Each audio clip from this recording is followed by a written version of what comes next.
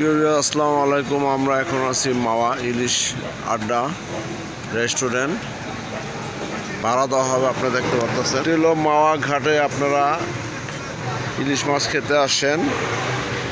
শিমুলিয়া ঘাট, মাওয়া লয়ং এবং নিরালা হোটেলের পাশে আমরা দেখতে পাচ্ছি স্পেসটা। আপনারা যে ব্যবসা বাণিজ্য করবেন, হোটেল ব্যবসা করতে চান, তাহলে আপনারা কিন্তু চলে আসবেন এই ইলিশ আড্ডা রেস্টুরেন্টে। আপনারা সাক্ষাতে এসে কথা কয়ে আপনারা এই রেস্টুরেন্টটা চাইলে আপনারা নিতে পারবেন। যারা নতুন হোটেল ব্যবসা করতে চান, তাহলে আপনারা চাইলে কিন্তু এই রেস্টুরেন্টটি ভাড়া নিতে পারেন। এই রেস্টুরেন্টে আসলে আপনারা শুধু আপনাদের কোনো কিছু লাগবে না, আপনারা শুধু এখানে ভাড়া নিয়ে আপনাদের কর্মচারী দিয়ে আপনারা এই রেস্টুরেন্টটি চালাইতে পারেন।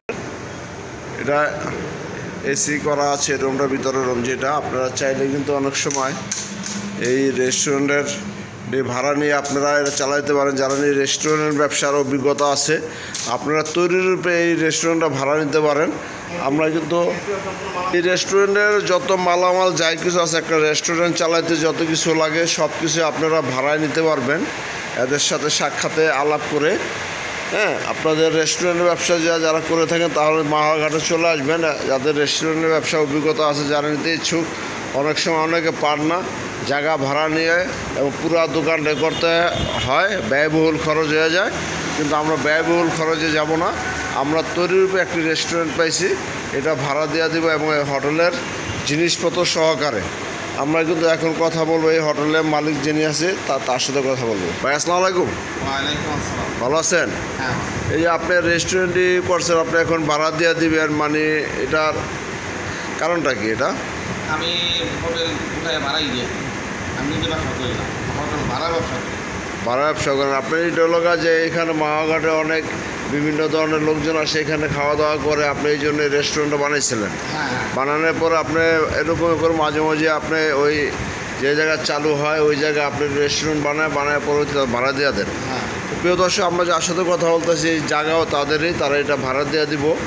এবং ভাড়া কেমনি কী আসে বিষয়ে আপনি এটা একটু বলেন। যেমন ভাড়া ছিল, আগে ছিল 7.5 লাখ টাকা অ্যাডভান্স ছিল, দৈনিক 3500 টাকা ভাড়া ছিল, মানে 3500 টাকা আসে হলো 1,05,000 আগে ছিল। মানে এখন তো আপনি রেস্টুরেন্টটা যে নিবে তো সম্পূর্ণ সব কিছু পাইতেছে। হ্যাঁ, এখন তৈরি করা, মানে তৈরি করা, সে কর্মচারী নিয়ে আসলে এই রেস্টুরেন্ট চালু করতে পারবো। আর যদি কর্মচারী লাগে আপনি দিয়ে দিতে পারবেন? হ্যাঁ, কর্মচারী আমার আছে, সাবেক কর্মচারী আছে। এমনকি মনে করেন যে আমার হোটেলের মধ্যে সম্পূর্ণ মালামাল এসি কিছু সবই আছে, শুধু যারাই হোটেল ভাড়া নেব তারা শুধু বাজার করে বিক্রি। বাজার করে তাদের যদি কেউ ওই হোটেলের যেই বয় থাকে, আমার হোটেল যেভাবে আছে এভাবেই ভাড়া দিয়ে দিন, কথাটা বুঝছেন।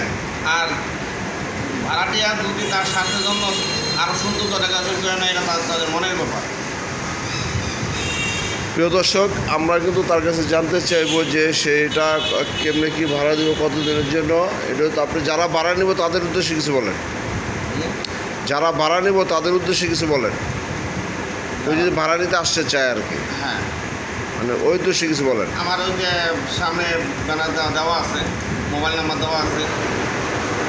এখন মোবাইল নাম্বার বলতে দেবো তো মোবাইল নম্বর, দর্শক আমরা কিন্তু এটা যে আপনি এখন আপনারা যদি ভাড়া নিতে চান, সরাসরি আপনারা মোবাইল নম্বরে যোগাযোগ করেন, মাওয়াঘাটে আসবেন। আইসা যদি আপনার রেস্টুরেন্ট পছন্দ হয় এবং ভাড়া কত বা অ্যাডভান্স কত, এটা আপনারা আরও যদি হোটেল ভাড়া নেওয়ার ইচ্ছা যদি থাকে, তাহলে সরাসরি মাওয়াঘাটে আমার ইলিশ আড্ডা রেস্টুরেন্ট আইসা, আমার সামনে ভাড়ার ব্যানার দেওয়া আছে, নাম্বার দেওয়া আছে, মোবাইল নাম্বার দেওয়া আছে, আমার সাথে মোবাইল আলাপ করলেই হয়ে যাবে।